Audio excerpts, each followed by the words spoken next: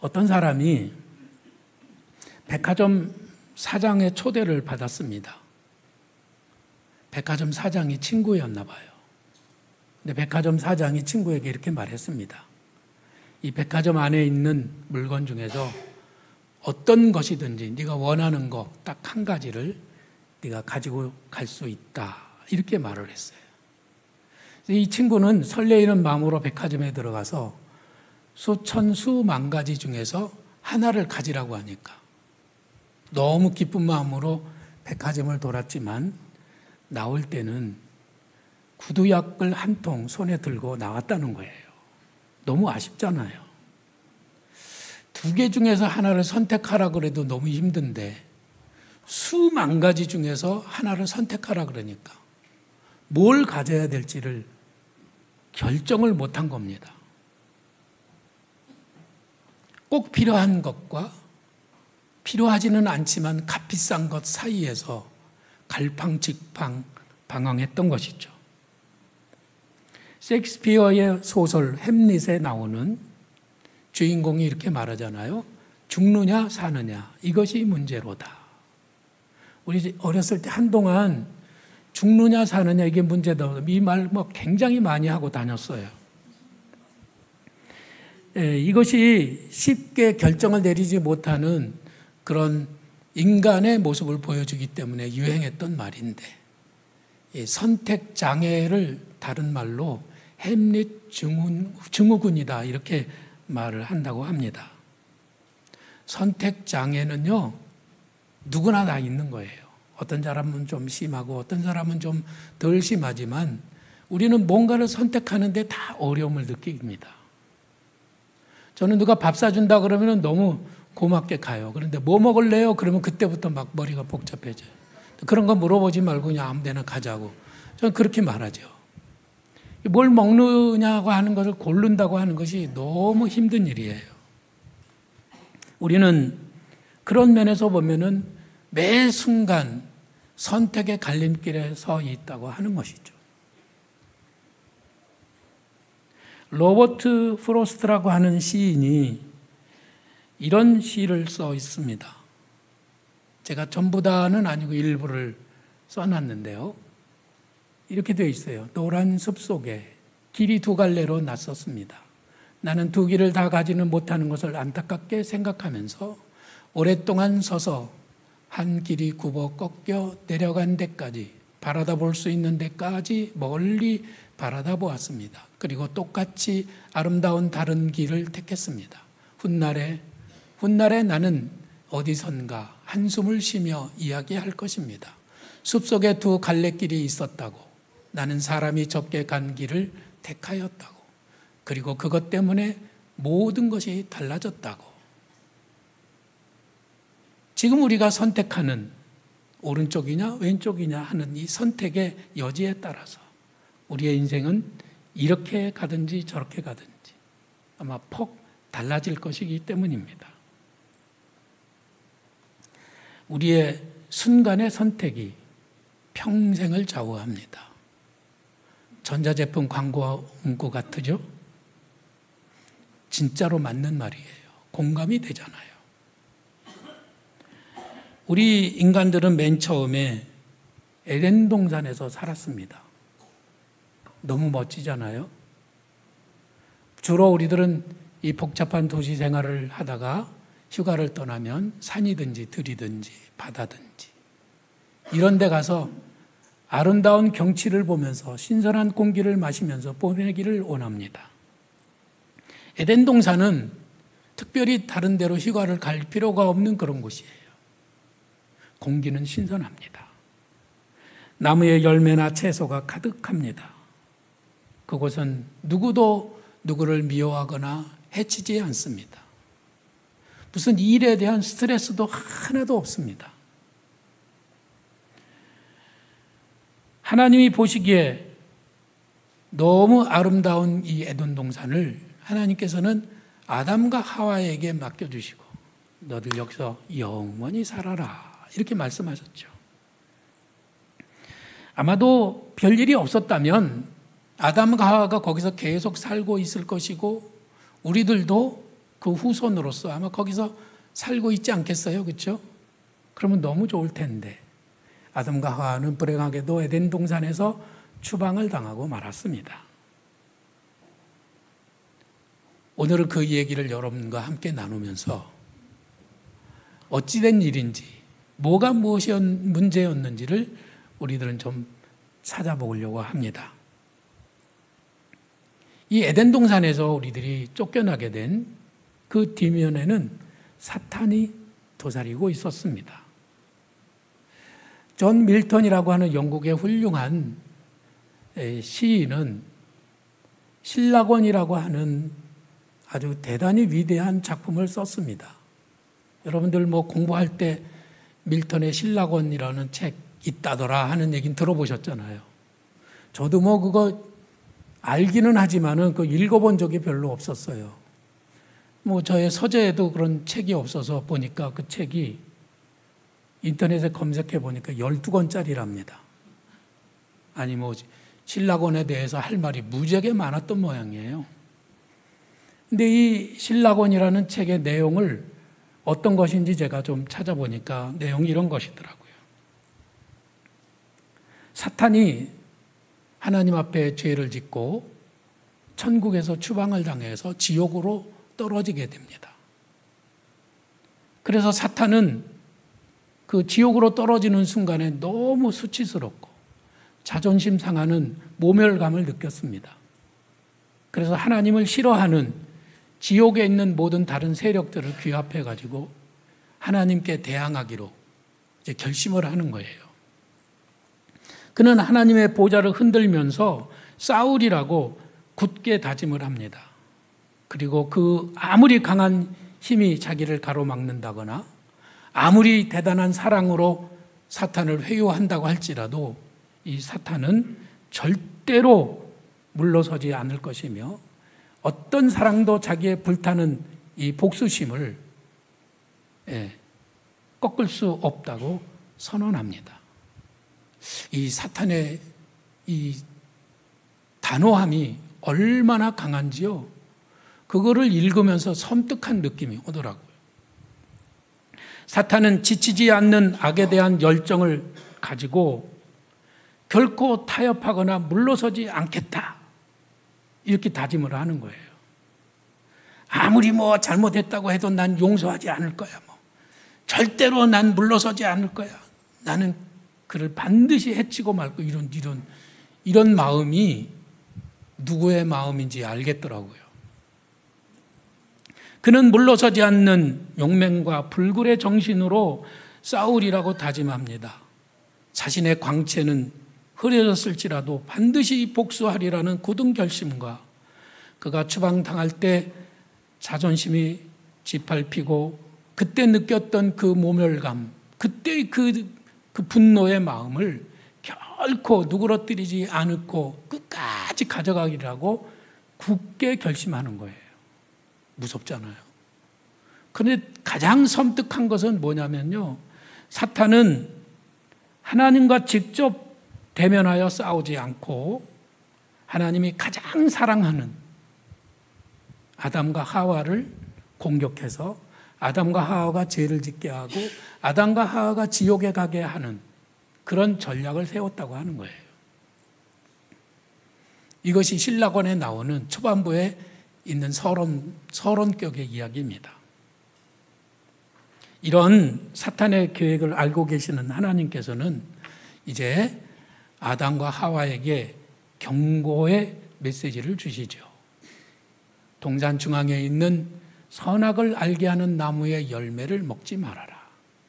그것을 먹는 날에는 내가 반드시 죽으리라. 여기에서 강조되는 말씀이 있잖아요. 반드시 죽으리라입니다. 그런데 뱀이 하와에게 물어봐요. 뱀이 하와에게 묻기를 하나님이 이 동산에 있는 모든 나무의 열매를 먹지 말라고 하시더냐? 그러니까 하와가 이렇게 말해요. 동산의 모든 나무의 열매를 먹을 수 있지만 중앙에 있는 나무의 선악을 알게 하는 나무의 열매를 먹는 날에는 네가 죽을까 하노라. 그랬다는 거예요. 여기에 죽을까 하노라와 반드시 죽으리라의 차이가 있는 겁니다. 이것은 무엇을 의미하는 거냐면 하나님은 아담에게 내가 이것을 먹는 날에는 반드시 죽으리라 그러셨는데 아담이 하와에게 이제 선악과에 대해서 얘기해 주면서 선악과 먹으면 죽을지도 몰라 그렇게 가르쳐 준 거죠. 아담이 하나님의 말씀에 대한 어떤 태도를 가졌는지 우리는 알 수 있는 거예요. 아담은 하나님의 말씀에 대해서 별로 그렇게 긴장감을 갖거나 그 말씀을 안 지키면 안 된다거나 이런 어떤 단호한 결단이 없었던 거예요. 이 아담은 하나님의 말씀을 지켜도 그만이고 안 지켜도 그만이라는 그런 애매한 태도를 가지고 있었기 때문에 하와에게 그거 먹으면 죽을지도 몰라 그렇게 얘기했던 거예요. 그리고 하와는 사탄에게 그런 말을 또 전했던 것입니다.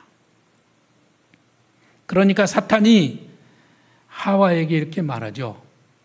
선악과를 먹으면 내 눈이 밝아지고 내가 하나님처럼 될 것이다. 하나님은 먹으면 넌 반드시 죽어 이렇게 경고해서 긴장감을 주는 말씀을 하셨지만 사탄은 이걸 먹으면 내 눈이 밝아져서 하나님처럼 될 거야. 그렇게 해서 달콤한 말을 전한 거예요. 여러분들 같으면 누구의 말을 들어야 될 것 같습니까? 정답을 알고 있는 분들은 다 하나님의 말씀을 들어야 되지요. 그렇게 대답하시겠죠? 그러나 우리의 일상 속에서 이런 일들은 계속 일어나고 있는 거예요. 그때 우리들은 하나님의 말씀보다는 사탄의 말에 솔깃한 마음에 끌리는 것이 우리들의 마음인 것입니다. 사탄이 하와를 속이는 일은 너무나도 쉬운 일이었습니다. 여기에서 아담과 하와가 하나님의 말씀보다 사탄의 말에 더 귀를 기울이고 그래서 선악과를 먹게 된 사건은 그들을 불행에 빠뜨렸을 뿐만 아니라 그 후에 태어나는 모든 인류에게 엄청난 불행을 가져다 준 사건이 되었다고 하는 것입니다. 그 후로 우리는 모두가 죄인이 되었습니다. 아담이 선악과를 먹었기 때문에 나도 죄인이 됐다고 하는 것이 굉장히 불만스럽잖아요. 그 아담의 피가 그 후손들에게 죄인의 피가 흘러서 그 자자손손 다 죄인이 됐다고 하는 이 원죄론이라고 하는 것이 굉장히 불만이에요. 그러나 우리들은 꼭 그렇게만 생각할 건 아니에요. 사실 그때의 선택이 우리들이 지금 안고 있는 이 피곤한 삶, 그리고 이 가난과 이 질병들, 그리고 우리에게 닥쳐오는 죽음과 이 모든 불행의 시작점이 됐다고 하는 것을 우리는 이해해야 한다는 말씀이에요. 그래서 사람들은 늘 그래요. 하나님이 왜 선악과는 맹글어가지고 우리를 다 이렇게 힘들게 하셨을까? 하나님이 선악과를 만드신 것은 실수하신 거 아니냐 이렇게 생각을 하기 쉬워요. 그러나 사실 하나님이 실수하셨다고 생각할 수는 없어요. 하나님은 우리 모두에게, 지금 우리에게도 우리 앞에 지금 선악과가 서 있어요. 우리들은 매 순간 선악과를 먹을 것이냐 말 것이냐 하는 선택의 갈림길에 있는 것입니다. 어떤 경우에는 하나님의 말씀에 복종하여 내가 주의 길을 걸어가기로 결심할 수도 있지만 어떤 때는 하나님의 말씀을 거역하고 내 마음대로 내 뜻대로 살아갈 때가 있잖아요. 그때 우리는 선악과를 먹느냐 안 먹느냐 하는 갈림길에 서 있는 것입니다. 선악과는 지금 우리 앞에 있는 현실이에요. 여러분들은 어떻게 하겠습니까? 사실 어떤 경우에도 하나님 말씀을 따르는 것보다는 사탄의 말을 따르는 것이 더 달콤하고 더 우리들의 귀에 솔깃하다고 하는 것을 우리는 부정할 수가 없다는 것이죠. 여러분들은 어떻겠습니까? 10번 우리가 선택의 갈림길에 있을 때 하나님은 그때마다 우리에게 꼭 말씀을 주세요. 근데 여러분들은 몇 번 정도 순종하는 것 같습니까? 10번 중에서 5번 정도는 순종하시나요? 참 복잡한 거 질문하지 말고 설교나 계속 하시지. 제가 우리 친구들하고 얘기하면서 제가 이렇게 말하면은 형 빨리 얘기나 해. 근데 여러분들이 곰곰이 생각해 봐야 돼요. 여러분은 몇 번 정도 순종하는지. 어떤 때 저 자신을 보면 저도 10번 중에 9번 거역하고 1번 순종하기도 너무 어렵다는 것을 제가 저를 발견하게 되는 것이죠. 결국 우리들은 선택의 갈림길에서 하나님의 말씀을 따르기보다는 내 생각, 내 고집, 내 이익, 나 편할 대로, 나 좋을 대로 그렇게 결정하고 그렇게 그 길을 갈 때가 너무 많다고 하는 거예요. 그 결과는 뭔가요? 결과는 선악과를 따먹은 불행의 결과를 우리들이 계속 반복하면서 살아가는 겁니다. 그것이 원죄예요. 성도들, 그리스도인들, 하나님의 사람들이라고 우리들이 불림을 받고는 있지만은 거의 매 순간 우리들은 말씀대로 살지 못한다고 하는 것이죠. 그래서 결국 인간은 에덴 동산에서 추방되고 엄청나게 큰 불행을 우리들은 겪게 되었는데 이 모든 문제의 시작점이 바로 이 선악과 사건이었어요. 안타까워서 말씀드리지만 많은 사람들의 마음속에 하나님의 말씀이 별로 없어요. 우리 어린 자녀들이 집을 나설 때 부모님이 말합니다. 선생님 말씀 잘 듣고 차 조심하고 친구들하고 싸우지 말아라. 알았어요. 그리고 애들이 나가요. 나가면 그 아이가 하루 종일 살면서 부모님의 말씀을 머리에 담고 그대로 살아가나요? 아니면 거기에 잊어버리고 사나요? 어렸을 때를 안 살아봐가지고 모르시나? 대부분 아이들은 부모님의 말씀을 잊어버리고 그냥 살아가는 거예요. 우리들이 바로 그래요. 우리들이. 하나님의 말씀 마음에 담지 않습니다. 그 말씀을 머리에 새기지 않습니다. 그냥 살아가는 거예요. 그러다가 뭔 일이 닥치면은 어떤 게 더 이익일까? 어떤 게 더 편할까? 어떤 게 더 나에게 좋을까? 하는 그런 것만 생각하지. 하나님은 뭘 원하실까를 생각하지 않는다는 것이죠. 하나님은 여전히 우리들로부터 무시를 당하고 하나님의 말씀은 멸시를 당하고 있습니다. 그것이 우리에게 가장 큰 문제인 것이에요. 그래서 성경에 하나님이 말씀하셨어요. 나를 존중히 여기는 자를 내가 존중히 여기고 나를 멸시하는 자를 내가 경멸하리라. 하나님은 자기를 존중해 주는 사람, 자기의 말을 존중하고 따르는 사람을 복 주신다는 말씀이죠.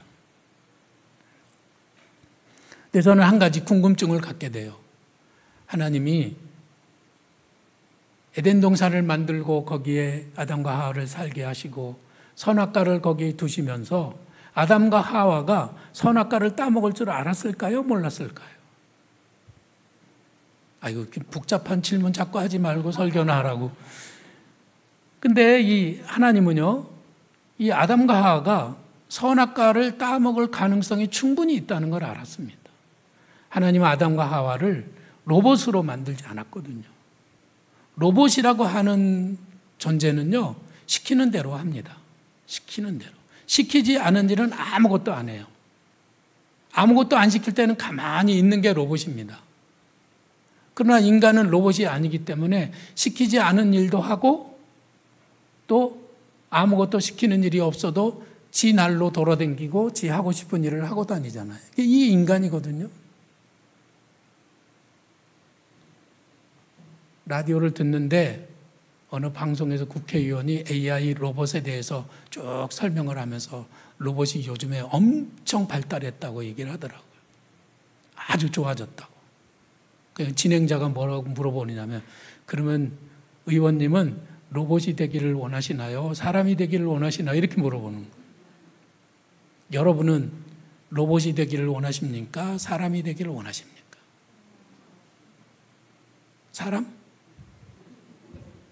사람은 선택의 갈림길에서 늘 고민하는데, 잘못 가면은 죽도록 고생하고 불행에 빠지게 되는데, 그래서 늘 갈등하고 고민하고, 그래서 우리 인간의 삶은 고통의 연속인데, 그래도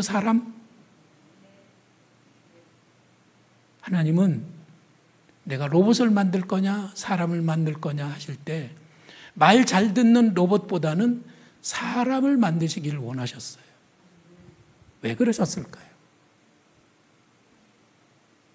하나님은 우리들로부터 진정한 사랑의 고백을 받기를 원하셨고, 감사의 찬양을 받기를 원하셨어요.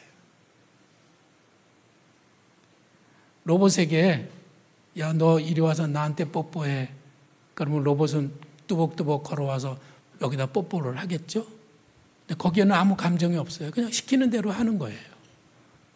그러나 하나님께서는 우리들이 하나님 앞에 진정으로 자발적인 그런 자원하는 마음으로 하나님 앞에 나와서 하나님 사랑합니다. 그러고 허거하고 하나님 감사합니다. 그러고 진실된 마음으로 고백하는 그런 예배를 받기를 원하신 겁니다. 정말 아름다운 인격 대 인격으로서 서로 이렇게 만나기를 원하셨기 때문에 하나님은 우리를 로봇으로 만들지 않고 인간으로 만드셨다고 하는 거예요. 인간이 사고를 쳐서 에덴 동산을 쑥대밭으로 만들고 하나님이 계획하신 그 아름다운 에덴 동산을 완전히 파괴해버리는 한이 있더라도 인간은 인간답게 자유의지를 가지고 자율적으로 의사를 결정하고 선택하고 그렇게 행복한 삶을 살기를 하나님 원하셨던 거예요. 그게 하나님의 사랑이었습니다. 그런데 요즘에 우리들의 예배는 어떤가요? 억지로 드리는 예배입니까? 아니면 자발적으로 드리는 예배입니까? 어떤 교회는 막 교회 가면 목사님이 막 윽박질러 가지고 교인들을 안 나가면 막 두려운 마음이 생기고, 예? 가더락도 뭐 앉는 자리도 제대로 자기 마음대로 못 앉아요. 시키는 대로 앉아야 되고 뭐 이런 교회가 있다고 하더라고요. 근데 저는 우리 교인들이 될 수 있는 한 자발적으로 하나님 앞에 기쁜 마음으로 감사로 예배하기를 원합니다. 그래서 그냥 굉장히 자유롭고 느슨한 분위기잖아요. 그런데도 억지로 나온 분이 계세요. 얼굴 보면 알아. 옆에 있는 사람 한번 봐보세요. 아주 찌들은 얼굴로 그냥 할 수 없이 나온 분이 있는가 하면 정말 감사와 기쁨 가운데 나와서 예배드리는 그런 분들도 있기는 합니다. 아담의 타락으로 인하여 사탄의 계획은 성공했을까요? 지금도 성공하고 있는 면이 없지는 않아요. 어떤 때는 사탄의 계획에 나도 넘어갈 때가 있으니까요.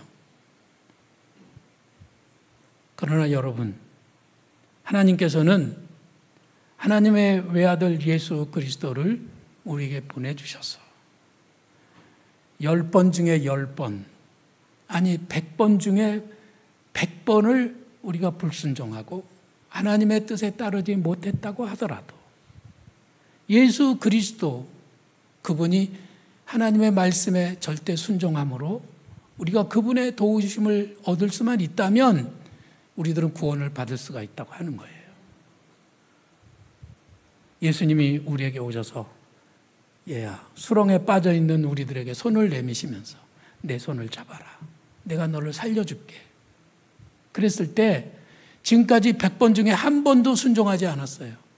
다 자기 마음대로 했어. 근데 그 마지막에 한 번 예수님 내미시는 손을 잡는 그 순간에 우리의 삶은 반전이 되고 회복이 된다는 거예요. 그래서 예수님이 우리에게 오신 겁니다. 그 한 번, 그때는 꼭 순종하는, 그래서 구원받는 성도들이 되기를 간절히 바랍니다. 만약에 아주 오래전에 우리들이 불순종했기 때문에 우리가 불행에 빠졌어요. 지금도 그 불행의 수렁에서 헤어나오질 못하고 후회를 합니다. 내가 그때 그러지 말았어야 했어. 내가 그때 말씀에 순종해서 살았어야 했어. 내가 왜 그때 그랬을까? 내가 지금 너무 힘들구나. 그래도요, 걱정하지 말아요.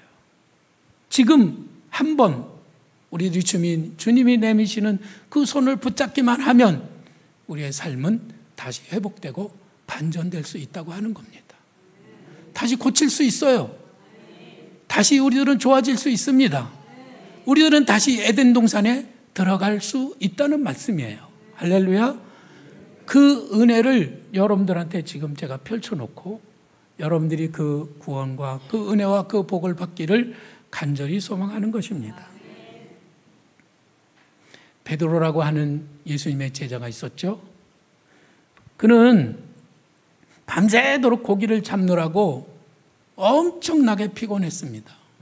고기가 많이 잡힐 때는요, 그물을 아무 데나 던져도 막 잡혀요. 던지기만 하면 잡혀요. 안 잡힐 때는요, 여기다 대도 안 되고 저기다 대도 안 돼요. 그러면 머리를 쓰게 됩니다. 앞에다 던져야 되나? 뒤에. 고기가 다 어디로 가 있지? 오른쪽에 던져야 되나? 왼쪽에 해야 되나? 깊은 데로 가야 되나? 얕은 데로 가야 되나? 이거 머리를 쓰느라고 막 선택의 갈림길에서 수없이 생각하느라고 피곤했겠죠? 몸도 피곤하지만 그 선택하느라고 정신이 지금 다 소진이 됐습니다. 그때 예수님이 오셔서 말씀하셨어요. 아침에 깊은 데로 가서 그물을 내려 고기를 잡으라. 여러분들 같으면 어떻게 하시겠어요? 밤새도록 했는데 못 잡았어요. 아침에 이제 집에 가서 쉬어야 되는 시간인데 예수님이 깊은 데로 가라는 거예요. 순종하고 따르실 분들도 계시겠죠. 그러나 많은 사람들이 주님, 저 피곤하걸랑요. 저 지금 집에 가서 쉬어야 될 시간이에요. 엄청 힘들어요. 그리고 지금 이 시간에는요, 저 깊은 데로 가서 그물을 던져도 고기 못 잡아요. 제가 경험적으로 알아요. 그래서 전 이제 가보겠습니다. 죄송합니다. 아마 그랬을 가능성이 크다는 거죠. 근데 베드로는 예수님이 말씀하실 때 엄청 마음이 편안해졌어요. 깊은 데로 갈까, 얕은 데로 갈까, 오른쪽으로 갈까, 왼쪽으로 갈까, 어디다가 그물을 던질까, 밤새도록 고민하던 베드로에게 주님이 깊은 곳이라고 딱 한 군데를 정해주셨잖아. 우리들의 인생에서 고민하고 갈등하던 모든 것들에 대한 정답을 우리 주님은 말씀으로 제시해 주시는 거예요. 깊은 곳. 이제 우리들이 선택하고 결정한 것은 한 가지만 있어요. 순종할 거냐, 말 거냐. 요거거든요. 이 갈림길에서 베드로는 말씀에 순종하는 길을 택했던 것입니다. 선생이여, 내가 밤이 맞도록 수고하여 얻은 것이 없지만은 내가 말씀에 의지하여 그물을 내려 보겠습니다 하고 배를 끌고 더 깊은 데로 가서 그물을 내려서 엄청나게 많은 고기를 잡았다는 거 아닙니까? 우리들이 선택의 갈림길에서 주님의 말씀에 순종하는 길이 있다면 우리는 그 길을 가야 하고 그 길을 선택하면서 살아갈 수만 있다면 복된 삶이 열린다고 하는 것이에요. 할렐루야. 이렇게 할까 저렇게 할까 선택의 갈림길에 있을 때 하나님의 말씀을 멸시하면 안 된다는 거예요. 성경은 이렇게 말했습니다. 말씀을 멸시하는 자는 자기에게 패망을 이루고 계명을 두려워하는 자는 상을 받느니라. 말씀대로 살아가는 성도들이 되기를 바랍니다. 우리 앞에는 생명길과 사망의 길이 있습니다. 사람들은 얼마든지 지금 생명길을 선택할 수도 있고 사망길을 선택할 수도 있어요. 그 자유가 우리에게 있는 겁니다. 생명길을 택하면 복을 받게 되고 사망의 길을 선택하게 되면 그때는 우리 책임으로 우리는 망하는 거죠.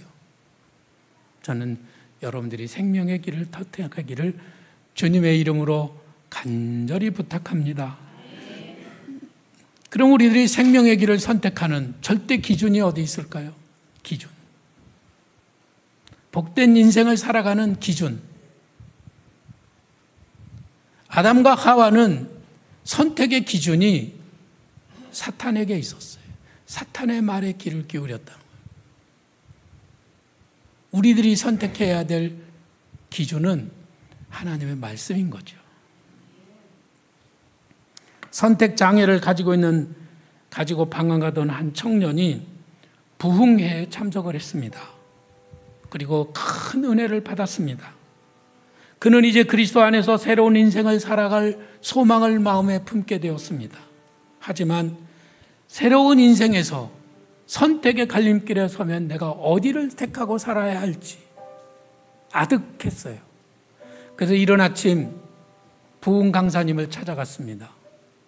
부흥 강사님은 이제 부흥회가 끝났으니까 자기 교회로 돌아가려고 기차를 타려고 역전에 갔어요.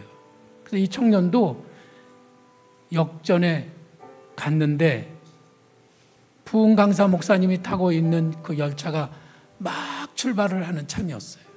기차가 스르르 미끄러져 지금 출발을 하는 겁니다.